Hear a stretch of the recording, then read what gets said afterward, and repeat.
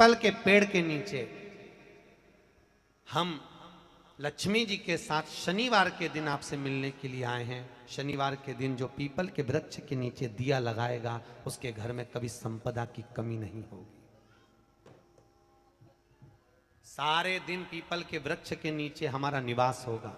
आज भी नियम है, जिसको शनि लग जाता है एक काजल की डिब्बी ले लो और काजल की डिब्बी को 21 बार उतार कर उसको एकांत में जाकर जंगल आदि में एकांत में किसी पेड़ के नीचे इतना सा खड्डा खोद कर उसमें काजल की डिब्बी को डाल दो और मिट्टी से पूर दो, उस व्यक्ति का शनि समाप्त हो जाता है।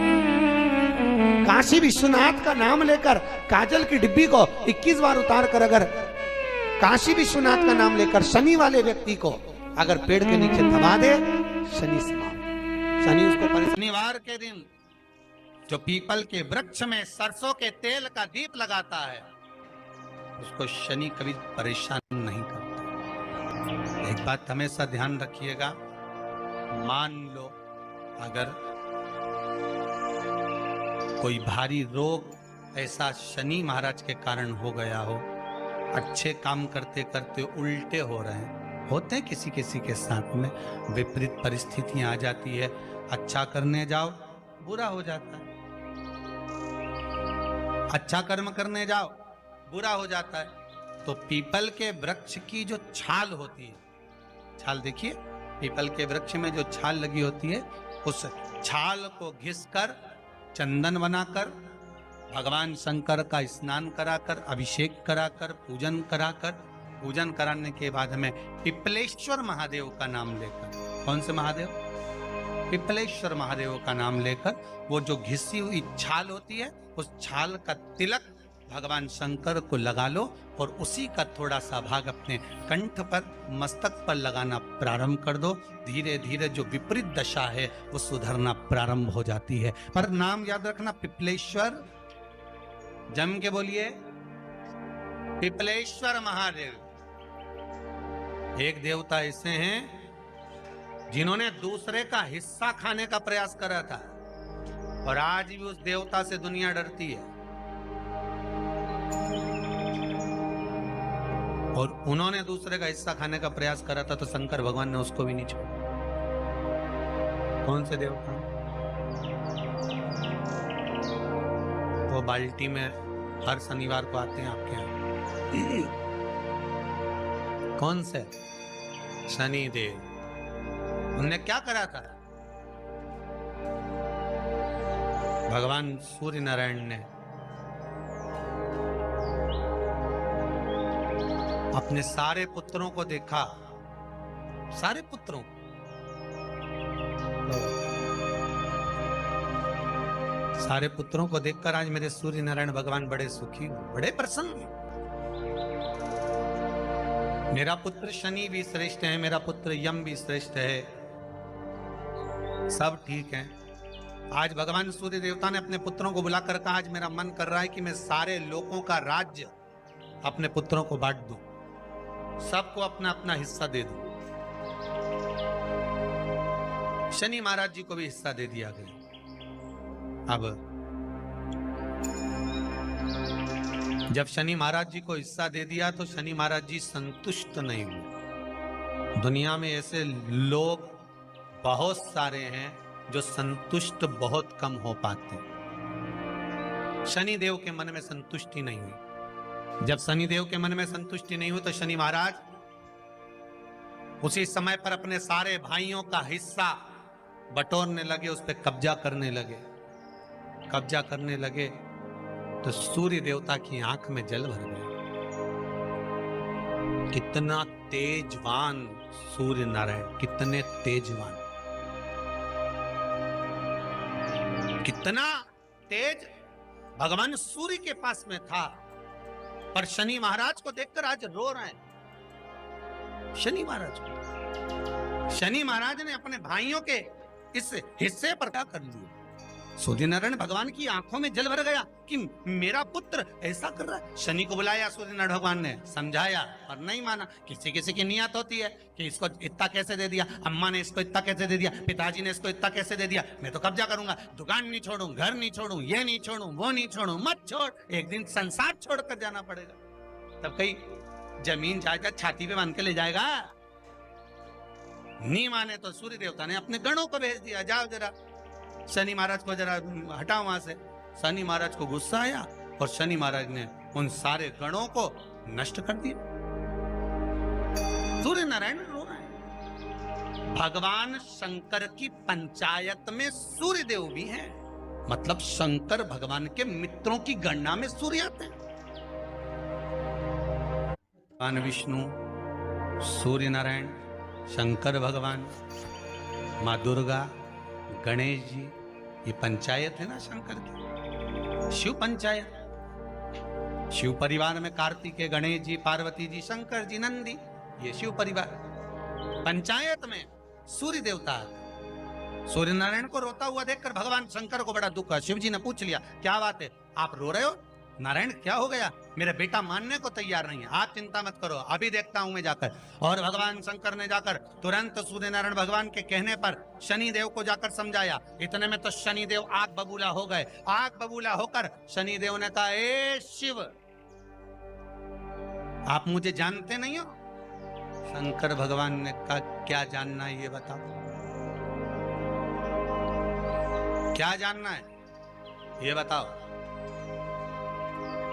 शनि देव कहते हैं, आप मेरी दृष्टि को नहीं जानते। शंकर भगवान ने कहा, तू भी नहीं जानता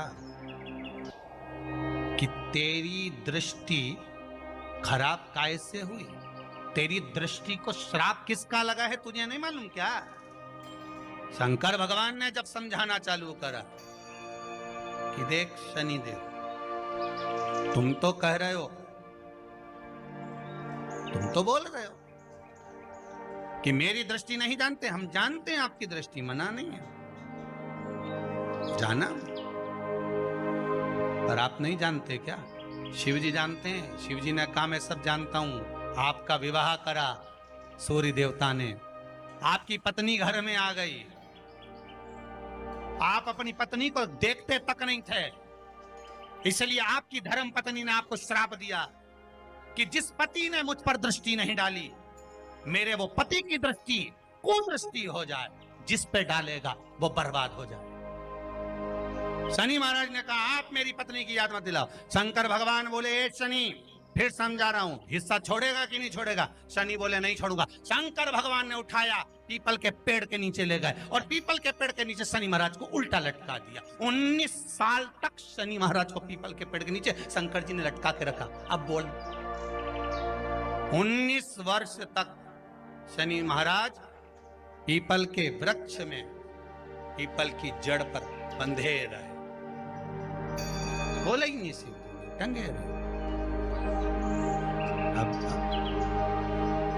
दूसरे का हिस्सा खाने वाले को जब शनि महाराज जैसे के लटका दिया भोलानाथ ने, तो तुम कहीं लगो रे लाइन में? मेरा विचार तो करो। 19 वर्ष तक शनि महाराज लटके रहे, तब 19 वर्ष नेत्र बंद कर कर शनि महाराज ने शंकर की आराधना करी कि दुनिया में कोई ऐसा नहीं जो मुझे उल्टा लटका दे, केवल एक यही है जिनने मुझे लटकाया है। तो 19 वर्ष तक तप करा तो शंकर जी प्रसन्न हो गए। धर्मी को हटाकर पार्वती को लाए, साथ में आशीर्वाद दिया, शनि महाराज को खोला। वर मांगो, तुम्हें क्या चाहिए, मांगो तुम्हें क्या चाहिए। शनि महाराज ने कहा, मांगूंगा कुछ नहीं, आप कर दे दीजिए। शंकर जी ने कहा, मैं तुम्हें दंड अधिकारी बनाता हूं कि आप अच्छे और बुरे का दंड दोगे, आप अधिकारी बनकर बैठोगे, मेरा आशीर्वाद तुम्हारे साथ में। दंड अधिकारी। भगवान शंकर का एक अवतार है पिपलाद अवतार। पिपलाद अवतार, जब दधीचि ऋषि की अस्थियां चली गई, उनकी धर्मपत्नी सुवाच ने देखा मेरे पति को मार दिया गया, मेरे पति की अस्थियां ले गए राक्षसों का संहार करने के लिए, उनकी अस्थियां लेकर चले गए, मेरा पति चले गया। सुवाच गर्व से थी, मरना चाहती थी, प्राण छोड़ना चाहती।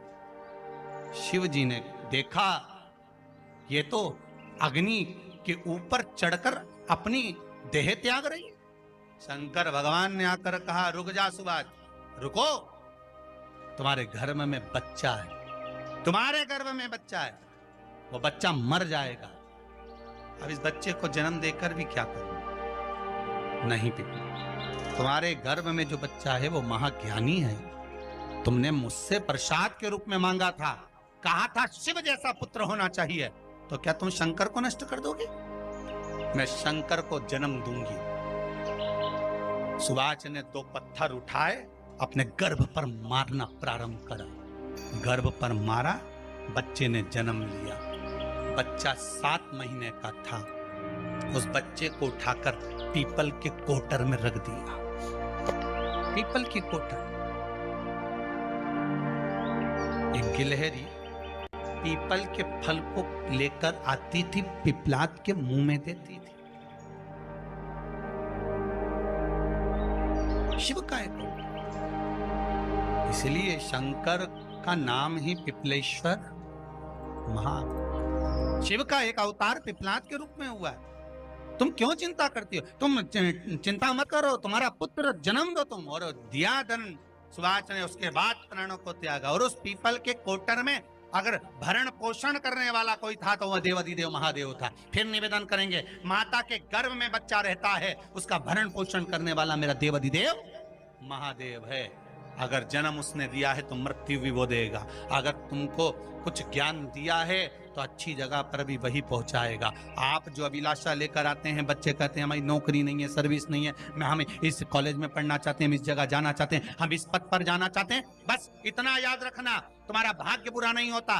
कभी भी याद रखना, संसार में जिसको भगवान ने जन्म दिया उसकी किस्मत कभी बेकार नहीं हो सकती। अगर भगवान तुम्हारी किस्मत बेकार होती तो जानवर बनाकर पैदा करता, इंसान बनाकर नहीं। किस्मत अच्छी थी इसलिए इंसान बनकर पैदा, जानवर बनाकर पैदा नहीं करा। अगर तुम्हारी किस्मत अच्छी थी इसलिए मनुष्य बनकर पैदा हुए हो, इंसान बनकर पैदा हुए हो, मानव बनकर पैदा हुए हो। भगवान को दोष मत देना कि भगवान ने किस्मत बेकार दी है। भगवान ने किस्मत अच्छी बनाई है इसलिए तुझे मृत्यु लोक में जन्म दिया। भगवान ने भाग्य अच्छा बनाया इसलिए तुझे शिव महापुराण की कथा सुनने का मौका दिया। नहीं तो भाग्य में नहीं होती तो कहां से मिल जाती? किस्मत अच्छी है तो भगवान फिर नौकरी भी लगाएगा, धंधा भी करवाएगा, सर्विस भी कराएगा, विवाह भी करेगा, शादी भी करेगा, मकान भी बनाएगा, जायदाद भी देगा, संतान भी देगा। उसने दिया है पेट तो भरेगा वही। हम काय को अपने माथे पर ले? मैंने इतनी पढ़ाई कर ली, मैं इंजीनियर हो गया, मैं ये बन गया, मैंने तो ये कर लिया, उसके बाद भी मैं घर में बैठा हूं, मेरा छोरा घर में बैठा, इतना पढ़ने के बाद बैठा। जन्म उसने दिया है, भाग्य उसका है, किस्मत उसकी है, तो कहो उसको कि शंकर का भजन कर, मंथन करे, मक्खन निकलेगा और घी भी जरूर बनेगा। हारना मती। जब तेरे 3.5 करोड़ बार गिनती मत करना, गिनती वो करेगा। तू तो भज, तू कुबेरेश्वर का स्मरण कर, तू महाकाल का स्मरण कर, तू काशी विश्वनाथ का स्मरण कर, तू महाकाल राजा का स्मरण करके तो देख। शिव का भजन कर, 1 लोटा पानी ले जाकर रोज चढ़ा शंकर जी के मंदिर में जा। शिव से भजन करने में क्या देरी? नहीं जा सकता शिव मंदिर में जाने में? बच्चों को अगर शर्म आती हो तो बेलपत्री के पेड़ के नीचे पानी चढ़ाया, वो भी नहीं कर सकता तो पीपल के पेड़ के नीचे चढ़ाया, वो भी नहीं कर सकता तो आंवले के पेड़ के नीचे चढ़ाया। पर कहीं जुड़ तो सरी, एक बार साध तो सरी, पकड़ने का प्रयास तो करो परमात्मा। शनिवार का दिन है जिस दिन अपन इस दरिद्रता से मिलने के लिए पीपल के पेड़ के नीचे आए हैं। हिंदू धर्म में ये दिन पीपल के वृक्ष के लिए पूजनीय होगा। जो भी शनिवार के दिन पीपल के वृक्ष की पूजन करेगा, दूध चढ़ाएगा या मिष्ठान का भोग लगाएगा, लक्ष्मी और नारायण उसके घर में प्रवेश कर जाएगा। लक्ष्मी और नारायण उसके घर में प्रवेश करेगा, इसलिए नियम बनाया। कौन से दिन का? शनिवार। लक्ष्मी जी बोली, नारायण आपने तो 1 दिन का वार लिख दिया। शंकर जी ने 7 वार बनाए हैं, रविवार, सोमवार, मंगल, बुध, गुरु, शुक्र और शनि। ये शिव जी ने बनाया। अब 1 दिन आपने अपना बना लिया, बाकी के दिन अगर कोई इस पीपल के वृक्ष के नीचे आएगा और यहां तो दरिद्रता बैठी है तो उसका क्या होगा? भगवान नारायण बोले, सुन दरिद्रता, तेरे से एक विनती है, अगर कोई भी मनुष्य इस पीपल के पेड़ के नीचे अगर 7 दिन में आता है और उसके हाथ में अगर कोई सामग्री होती है तो तू उसके घर में प्रवेश नहीं करेगी। नियम है पीपल के वृक्ष का, या तो पानी का लोटा लेकर जाओ, कुंकू का चोपड़ा लेकर जाओ, शक्कर लेकर जाओ, या पेड़ के नीचे चींटी को डालने के लिए आटा ले जाओ, पर खाली हाथ पीपल के वृक्ष के नीचे कभी मत जाओ, कभी नहीं जाओ। खाली हाथ जाओगे तो दरिद्रता तुम्हारे घर में प्रवेश करेगी। दरिद्रता उठकर खड़ी होकर बोली, नारायण तुमने अपनी मनमानी करी है, एक दिन मुझे भी मेरा चाहिए। भगवान ने कहा बोल कौन सा दिन चाहिए। दरिद्रता कहती है रविवार के दिन इस पीपल के वृक्ष के नीचे मैं दिन भर नृत्य करूं, इसमें रहूं, और जो यहां आए रविवार को मैं उसके घर में प्रवेश करूं। भगवान ने कहा ठीक है दरिद्रता, रविवार का दिन एक ऐसा दिन रहेगा जिस दिन तू इस पीपल के वृक्ष के नीचे नृत्य करेगी और जो आएगा इस पीपल के वृक्ष के नीचे तो उसके साथ प्रवेश करेगी। मैंने तुझे वर दिया। इसलिए हमारे यहाँ केवल पीपल का वृक्ष अगर दीवार में भी लग जाता है ना, किसी की फैक्ट्री की दीवार में, किसी के घर की दीवार में पीपल का वृक्ष अगर लग जाता है, पीपल का पौधा लग जाता है, उसको कितना भी तोड़ लो वो वापिस लग जाएगा, फिर तोड़ोगे फिर लग जाएगा। अगर पीपल के पौधे को तोड़ना है तो केवल रविवार का दिन एक नींबू, एक मिर्ची और बमूल का कांटा, ये 3 चीजें रखने के बाद में आधे घंटे बाद रविवार के दिन पीपल के पेड़ को उखाड़ कर फेंक दो। दूसरी बार कभी पीपल दीवार में लगता ही नहीं, कभी नहीं लग सकता। केवल एक रविवार का, केवल एक संडे, इतवार का। घर में दीवारों पर अगर पीपल लग भी गया है, इसलिए पीपल के वृक्ष को उखाड़ने का, अगर घर में पीपल लगा हुआ है या पीपल का पौधा हमारे घर में लग गया, उसको उतारना, निकालना, लगाना, तो पीपल के वृक्ष को अगर निकाला जाता है तो रविवार के दिन, और अगर पीपल के वृक्ष को कहीं लगाया जाता है तो सोमवार के दिन या मंगलवार के दिन, बुधवार के दिन, इन दिनों में लगा सकते पीपल के वृक्ष कहीं लगाना। शनिवार का दिन एक ऐसा दिन होता है जिस दिन पीपल के वृक्ष को कहीं जाकर लगाया नहीं जाता, क्योंकि शनिवार के दिन पीपल के वृक्ष के नीचे लक्ष्मी रहती है। हम अपने हाथों से अगर पीपल का वृक्ष किसी दूसरी जगह पर शनिवार को रोपित करते हैं तो हमारे घर की लक्ष्मी अपने घर से छिन्न होकर चली जाती है। इसलिए शनिवार के दिन पीपल लगाया नहीं जाता, किसी के घर जाकर उसको वापस पलटा नहीं जाता। लग गया उसको डर। प्रभु मेरी धर्म पत्नी को कहाँ रखूं आप बताओ। वो तो जहां यज्ञ होता है, अनुष्ठान होता है, दान होता है, पुण्य होता है, सत्कर्म होता है, वहां जाने को तैयार नहीं। अब करूं क्या। भगवान ने बोला एक काम करो। दुर्वासा जी बोले जिसके यहाँ रात्रि में बर्तन झूठे पड़े रहते हो उसके घर में इस दरिद्रता को लेकर तुम प्रवेश कर जाना। जिसके यहाँ रात्रि में बर्तन झूठे पड़े हो वहां लेकर प्रवेश कर जाओ। दूसरी जगह दुर्वासा जी बोले जो स्त्री घर में दोपहर के समय पर सो रही हो उसके घर में इसको लेकर प्रवेश कर जाइए। जो स्त्री दोपहर के समय में घर पर सो रही हो इस दरिद्रता को लेकर प्रवेश कर जाइए। तीसरा, जिसके यहां पर दरवाजे पर कांटे वाले पौधे लगे हों उस घर में इस दरिद्रता को लेकर प्रवेश कर जाइए। दरिद्रता कितनी सुंदर बात कही है। दाता और विधाता कौन कौन? दाता और विधाता। लक्ष्मी और दरिद्रता के सगे भाई हैं। कौन कौन? दाता और विधाता। दाता को फिटकरी प्रिय है, विधाता को नमक प्रिय है। ये दोनों हमेशा लक्ष्मी को और दरिद्रता को दोनों को समझाते थे, दोनों में प्रेम बढ़ाते थे। आज भी हिंदू धर्म की रीति है। यहां तो ठीक है, जिसके यहां पर भी अगर थोड़ी सी भी परेशानी होती है, थोड़ा सा क्लेश होता है, अशांति होती है, लक्ष्मी नहीं टिक रही हो, काम नहीं बन रहे हो, बहुत प्रयास करा जा रहा हो और हमारा कार्य नहीं होता, तो क्या करते हैं? फिटकरी और नमक को पानी में डाल देते हैं और घर में पोछा लगा देते हैं। आप लोगों ने आजकल फेसबुक पे भी पढ़ा होगा, व्हाट्सएप पे भी पढ़ा होगा। तो क्यों लिखा उसमें? उसका कारण ही केवल होता है कि दाता और विधाता की प्रियता उसमें। माता ख्याति के जो 4 बच्चे हुए इसमें जो 2 लड़के हैं दाता और विधाता, उसकी प्रियता उसकी पूर्णता उस। अब दुर्वासा जी बोले अपनी धर्म पत्नी को वहां लेकर, जहां कांटेदार पौधे लगे हों वहां पर लेकर प्रवेश कर जाइए। कांटेदार पौधों में उस दरिद्रता का निवास हो गया। आए जब कष्ट, बहुत कष्ट का जीवन चल रहा हो, बहुत कष्ट की जिंदगी चल रही हो, ध्यान लगाना, अगर कष्ट का जीवन चल रहा हो, तकलीफ की जिंदगी चल रही हो,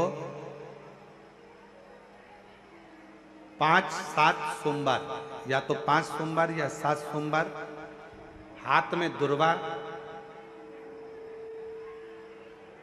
मान लो ये तुमने दुर्वा ले ली, हाथ में दुर्वा, एक बेलपत्र, और उसी हाथ में अपने घर का भरा हुआ 1 लोटा जल। पहले रखना है दुर्वा, फिर रखना है बेलपत्र, उसके बाद में हाथ में 1 लोटा जल, और दोनों हाथों का स्पर्श करते हुए जो अपना पूजन का कक्ष होता है घर के अंदर का, उस पूजन कक्ष की साक्षी में खड़े होकर अपने कुल देवता, पितृ देवता और अन्य देवताओं का स्मरण करते हुए, बाबा बहुत दुखी हूँ, बहुत तकलीफ में हूँ, बहुत कष्ट में हूँ, मेरा परिवार आज दुख तकलीफ में है, मेरा परिवार आज कष्ट में है, दुख में है, कष्ट में है। बाबा को अपने मन का भाव कहते हुए, हृदय से प्रार्थना करते हुए अपने घर के मंदिर से निकलकर फिर उस जल को लेकर शिवालय तक जाओ और दक्षिण की ओर खड़े होकर उत्तर की ओर मुख कर कर जल समर्पित करो।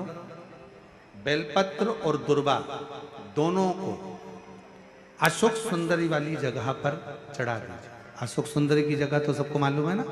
अशोक सुंदरी वाली जगह पर उस बेलपत्र और दुर्वा को समर्पित कर दो। चढ़ा हुआ थोड़ा सा जल लेकर आओ, घर के दरवाजे पर उसका छींटा दे दो, लेपन कर दो और बाबा से 5 सोमवार नियम से आप दुर्वा, बेलपत्र और जल का प्रयोग अगर करोगे, 5 सोमवार पूर्ण होंगे। जो तुम्हारा दुख है वो समाप्त जरूर होगा। शिव करुणा जरूर, शिव कृपा जरूर। बस इसमें 3 चीजों का स्मरण रखिएगा। 3 चीजों शिव पुराण कर रही है, इसमें 3 चीजों का स्मरण करिए। पहले नंबर पर दुर्वा, दूसरे नंबर पर बेलपत्र और तीसरे नंबर पर जब जल चढ़ाकर वापिस आओ तो अपने घर में प्रवेश के पहले देहली पर, चौखट पर भगवान शंकर के अपने घर के द्वार पर शिव का नाम लेकर जल का सिंचन। 3 शिवजी की करुणा का गुणगान करने के लिए 3। जब आप तकलीफ में होते हो तो 3 शंकर को जल चढ़ाने वाला, 1 लोटा जल चढ़ाने वाले के पास 3 को भगवान शिव अवश्य भेजते हैं। दुख को समाप्त करने से पहले 3 को मेरा शंकर आपके दरवाजे पर जरूर भेजता है। पहले नंबर पर मां आद्य शक्ति दुर्गा को आपकी पड़ोसन के रूप में, आपके रिश्तेदार के रूप में, आपके कुटुंबी के रूप में, आपके संबंधियों के रूप में, किसी ना किसी के रूप में आपके पास भेजकर बोलेंगे, क्यों घबराती हो, क्यों चिंता करती हो, क्यों टेंशन लेती हो। मैंने सुना है कथा में बाबा ने ये बताया था, एक काम कर, 1 बेलपत्र 1 दुर्वा लेकर जा। बताएगी, आएगी, बैठेगी, सुंदर, उस दिन उसका चेहरा देखोगे आप तो आपको लगेगा ये मेरी पड़ोसन नहीं हो सकती। उसका चेहरा देखोगे तो आपको लगेगा ये मेरी देवरानी नहीं, ये मेरी जेठानी नहीं, ये मेरी ननंद नहीं, ये मेरा रिश्तेदार नहीं। आज इसका चेहरा कुछ और बोल रहा होगा। जब होगी तब कोई तुम्हारे कहेगा, धीरे से, सामने नहीं आएगा तो सुंदर स्वरूप धारण कर कर स्वप्न में आकर कहेगा। ऐसा लगेगा कोई तुम्हें जगा कर कह रहा है कि तू घबराना मती, तू ये कर लेना। समझ, धीरे से, सामने नहीं आएगा तो सुंदर स्वरूप धारण कर कर स्वप्न में आकर कहेगा। ऐसा लगेगा कोई तुम्हें जगा कर कह रहा है कि तू घबराना मती, तू ये कर लेना। समझ लेना मेरे बाबा ने अपनी अर्धांगिनी पार्वती को तुम्हारे पास भेज दिया। मेरे शिव ने अपनी पत्नी को तुम्हारे पास भेज दिया, अपनी अर्धांगिनी को भेज दिया। दूसरे नंबर पर मेरे भोले बाबा, मेरे शंकर, मेरे त्रिकालदर्शी, मेरे करुणा सागर, मेरे शंकर दूसरे नंबर पर अपने गण भृंगी को भेज देते। शिव जी के गण श्रृंगी और भृंगी का कर्म क्या?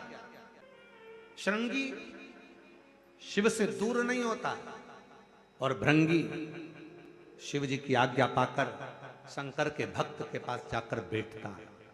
शिव जी अपने दूसरे पात्र को भेजते हैं भृंगी को। भृंगी दूसरे नंबर पर जाता है। उसका काम क्या है? भृंगी का कर्म क्या है?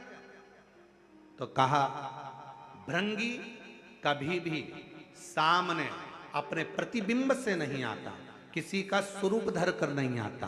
भृंगी आपके हृदय में आकर भीतर से बोलने का प्रयास करता है। ये काम गलत हो रहा है, इसको रोक ले। तेरा मन से अंदर से बोलने का प्रयास करेगा, एक काम कर, तू वहां चले जा, ऐसा हो सकता है, तू ऐसा कर ले, तू वैसा कर ले। वो बताने का प्रयास करेगा, वो आपको ले जाने का प्रयास करेगा, उस तक ले जाने का प्रयास करेगा कि ये कर्म कर, ये कर्म कर।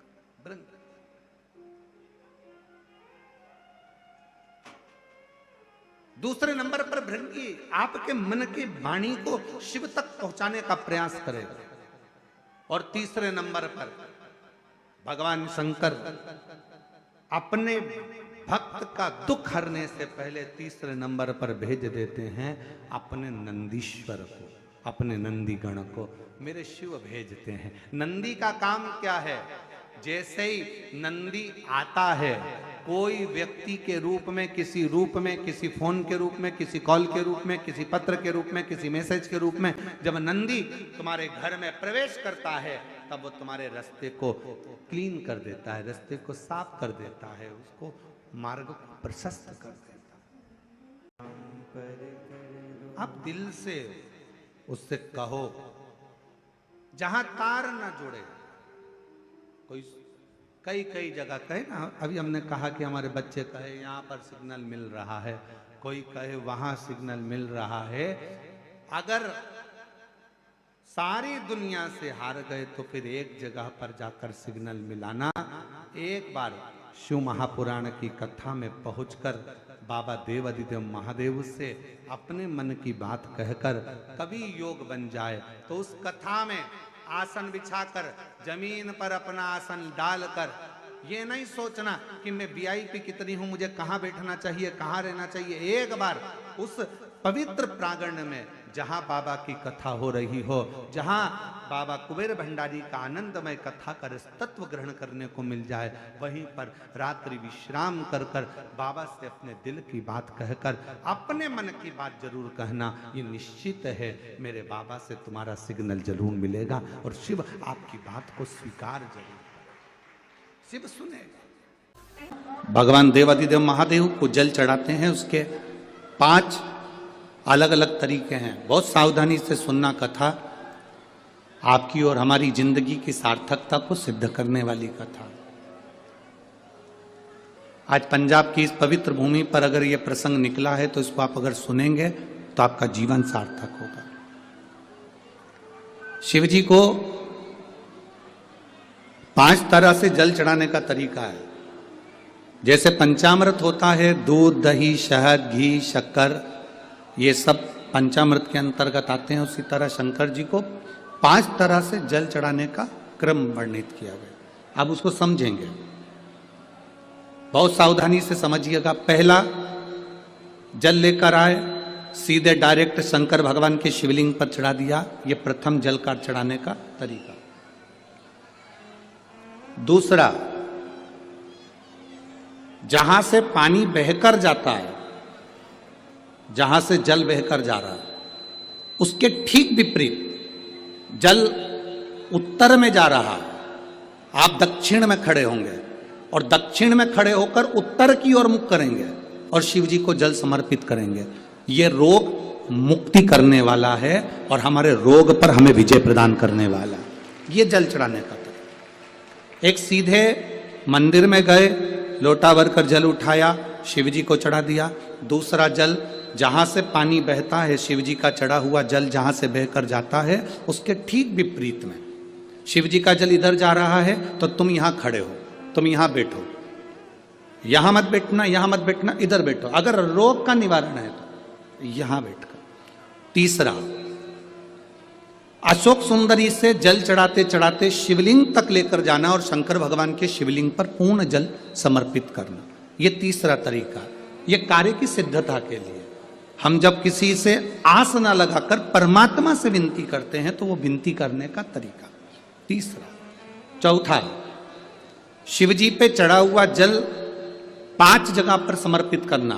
गणेश जी, कार्तिकेय, अशोक सुंदरी, शिवलिंग और जलाधारी। ये चौथा क्रम है। जब जिस नारी का, जैसे मेरा नाम मोनिका है, मेरे पति का नाम संजय सिंह है, मैं दिल्ली स्वरूप नगर के निवासी हूं, मेरा फोन नंबर ये है। कहीं बैठी हैं? मैं बाबू को लाए हैं क्या? नहीं लाए? ठीक है, मैं प्रणाम करने के लिए लाई हूं। गुरुदेव, बाबा बाबा है। बैठी है बहन। शिव तत्व है। एक जल चढ़ाने का तरीका, शिव जी को हम जो जल चढ़ाते हैं उसका एक तरीका भी हमारी जिंदगी में अगर हमने उसको स्मरण में रख लिया तो हमारी कार्य की सिद्धता को सिद्ध कर देता, हमें सफलता की ओर लेकर चले जाता है।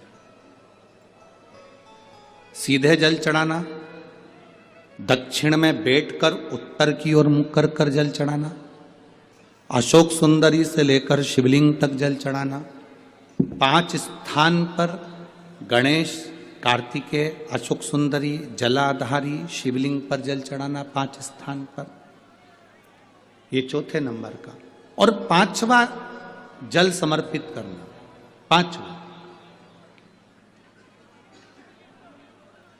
5वें नंबर का जल।